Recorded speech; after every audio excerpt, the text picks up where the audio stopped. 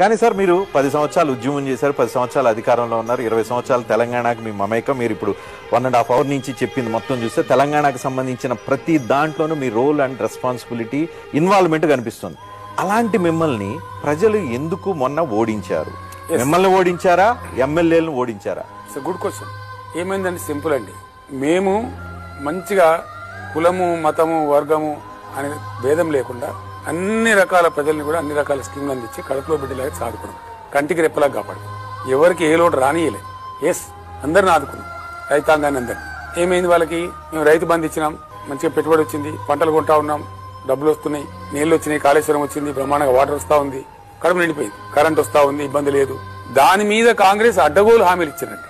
రైతు బంధుకు మేము 10,000 ఎకరానికి ఇస్తే వాళ్ళు 15,000 చెప్తారు, మేము పెన్షన్ 2,000 చెప్తే వాళ్ళు 4,000 చెప్తారు, మేము కళ్యాణ లక్ష్మి 1,00,000 ఇస్తే వాళ్ళు తులం బంగారం ఇస్తామన్నారు, నిరుద్యోగులకు 4,000 గుర్తిస్తామన్నారు.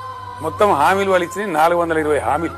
వీటికి ఏమైందంటే ఒక 1.8% కదా మాకు తేడా వచ్చింది. ఆ ప్రజలు కడుపు నిండింది కాబట్టి అన్ని వచ్చినాయి. ఆడిపోతే మిషన్ భగీరథ వచ్చింది, నీళ్ళు కట్టమైపోయింది, మంచినీళ్ళ బాధ పోయింది, సాగునీళ్ళ బాధ పోయింది, కరెంట్ బాగా పోయింది, ఇంకా ఉల్టా మీదికి వెళ్ళి ఇవన్నీ ఇస్తామంటున్నారు కదా అని ఒక 2-3% ప్రజలు అటు చేయి దాపుతుంది.